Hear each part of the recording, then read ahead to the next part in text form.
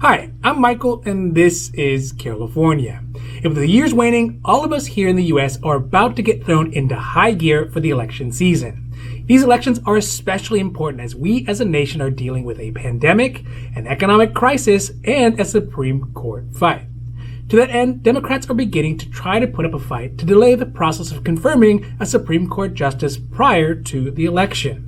The president and Joe Biden are about to have their first presidential debate next week, and Larry Kudlow, the White House economic advisor, is convinced that Americans, we don't need another round of stimulus packages. So tonight we are talking about the Supreme Court fight, the upcoming presidential debates, and Kudlow's assessment of whether or not we really need another round of stimulus. Now this is your 5-minute nightly dose, so let's make this quick. But before we do that, if you like this information, if you find it interesting, if you find it helpful, please don't forget to like and subscribe. That way you can get updates when our newest and most informative videos become available. Tonight we start with the counterintuitive assessment of economic needs of our country by Larry Kudlow, the White House economic advisor. He said, "I don't think that the V-shaped recovery depends on the package, but I do think that a targeted package could be a great help."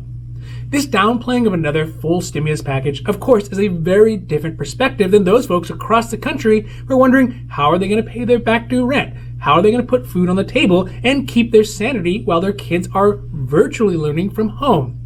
There is definitely a need for another round of stimulus. The reason being is that even if the pandemic disappeared today, 11 million people would not just be able to go back to work. It'll take time. In fact, it'll take a lot of time. And without additional stimulus helping people to at least keep their heads above the water, once the economy does get back up to speed, these workers will have much bigger hurdles to getting back to work than just being on unemployment. They'll have to deal with homelessness, hunger, and a lack of resources necessary to even get back to work. Also, with the elections bearing down on us and the potentiality of a changing government makeup, both Democrats and Republicans have a strong incentive around the current vacant seat on the Supreme Court that was left empty by the departure of liberal Supreme Court Justice Ruth Bader Ginsburg.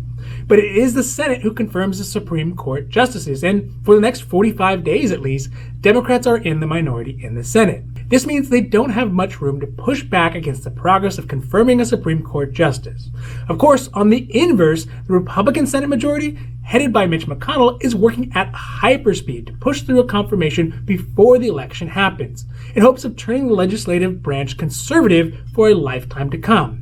But one thing that Democrats can do is institute a 2-hour rule, which limits how much time can be used to hold hearings after the Senate has been in session for more than 2 hours. Senate Democratic Minority Leader Chuck Schumer said, "Because the Senate Republicans have no respect for the institution, we won't have business as usual here in the Senate."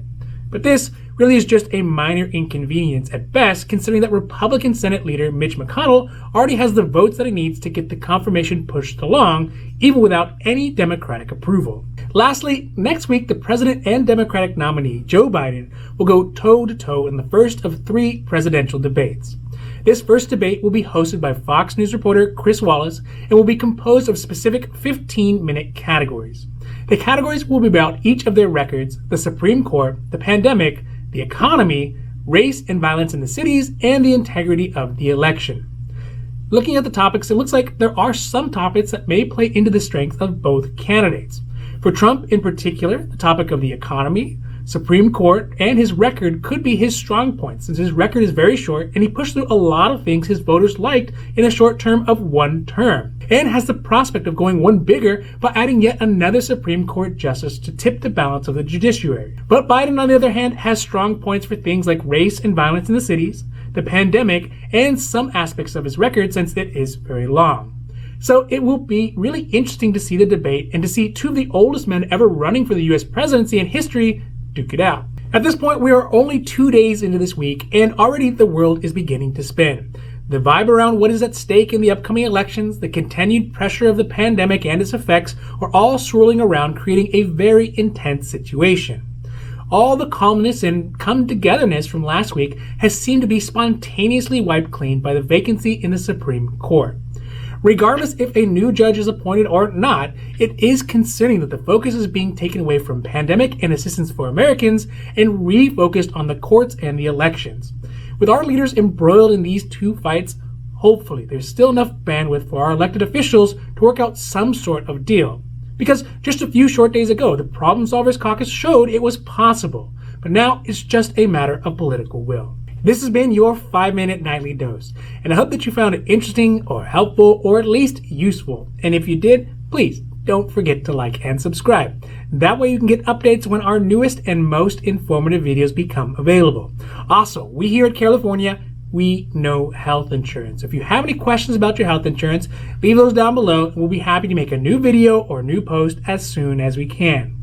Now, other than that, I'm Michael and this is Carelifornia, wishing you a happy, healthy day.